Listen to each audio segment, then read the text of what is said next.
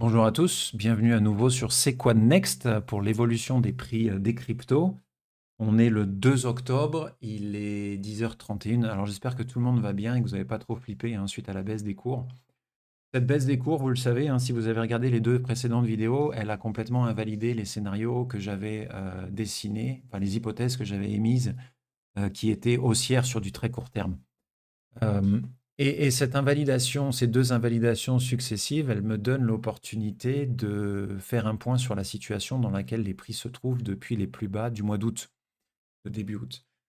Alors les prix sont repartis à la hausse, effectivement, mais ils sont repartis à la hausse sur potentiellement deux formations. La première, c'est une impulse en 5 étapes qui emmènerait les cours dans l'immédiat.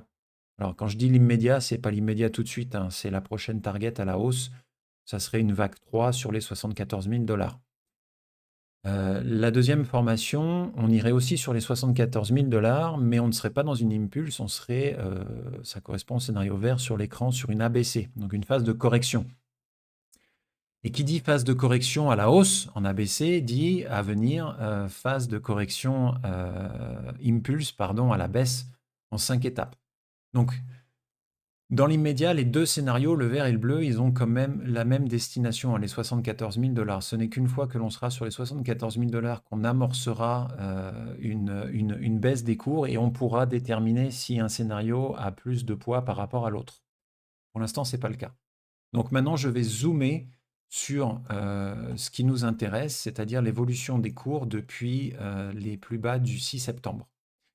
Les plus bas du 6 septembre, ils ont vu remonter les cours à la hausse et on arrive clairement à dessiner 5 vagues, même si on trouve que la vague numéro 5, elle est relativement étendue. Cette hausse en 5 étapes, elle permet de construire la jambe numéro 1. Et là, on se trouve depuis ce week-end et plus particulièrement hier dans une phase descendante. Les cours sont baissiers sur du court terme puisqu'on a des plus bas de plus en plus bas et des plus hauts de moins en moins hauts. Alors la question qu'on peut se poser, c'est dans quel type de correction est-ce que l'on se trouve? On est effectivement dans une ABC qui compléterait la vague numéro 2 et qui nous permettrait de repartir à la hausse. Mais est-ce que cette vague ABC, elle se fait en 5-3-5 ou est-ce qu'elle se fait en 3-3-5? Je m'explique. Première hypothèse, elle est en orange, en 5-3-5. Donc si effectivement on est bien en 5 phases baissière impulse, maintenant on peut s'attendre à voir les prix remonter et corriger en 3 étapes pour former la B. Sur les soit entre, c'est toujours difficile, c'est plutôt une zone de résistance qu'il faut regarder. Si effectivement on a un plus bas de vague 5, on prend le plus haut précédent sur les 66 600 et on trace des retracements de Fibonacci et ça nous amène 63 000, 64 000. Quelque chose de cet ordre de grandeur-là. Cette zone de résistance, elle renverrait les cours plus bas que le plus bas de la A qu'on a fait ici. Et elle enverrait les cours quelque part sur la zone des 59 000 à 56 000. Et ce plus bas correspondrait au plus bas de la vague 2. D'accord? Et on repartirait ensuite à la hausse. Donc ça, c'est la première hypothèse. On ferait une correction en 5, 3, 5. La deuxième hypothèse, et la raison pour laquelle je l'inclus, c'est parce que la vague de correction que l'on a faite hier, l'impulsive baissière, qui a vu énormément de volume, je la trouve relativement longue pour qu'elle soit une 5. C'est possible, c'est probable plutôt. Si effectivement on viendrait, avant de remonter vers la résistance, casser le plus bas à 60 165, on aurait une première jambe de correction A qui serait en 3 phases, en A, B, C, en rouge sur l'écran. Et on aurait donc la C qui viendrait terminer la phase de correction A, plus bas sur les 58 000, 59 000. On repartirait de la même manière à la hausse en 3 étapes pour faire la B.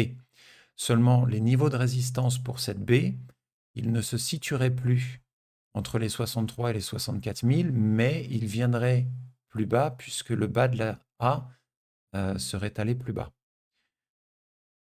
Pour l'instant, je penche plus, ou tout du moins la probabilité, elle est plus élevée sur le fait que l'on conserve ce plus bas-là et que l'on reparte à la hausse et qu'on vienne taper les résistances des 63 000, 64 000.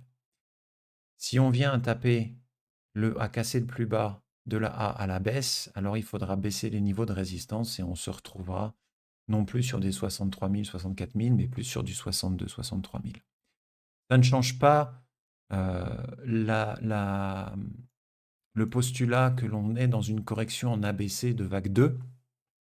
Ça change simplement la perspective sur où se situent les résistances. Les zones de support, elles ne changent pas.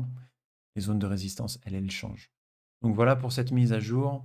Gardez la tête froide, regardez bien l'évolution des prix. Est-ce qu'on casse le A? Est-ce qu'on casse les 60 165? Ou est-ce qu'on part faire la jambe de correction B en 3 phases à la hausse? Voilà, cette vidéo est terminée. J'espère qu'elle vous a plu. N'oubliez pas de vous abonner et d'activer la cloche, ça m'aidera beaucoup. Merci à vous. Prenez soin de vous et on se retrouve bientôt pour une nouvelle mise à jour. Bonne journée, ciao.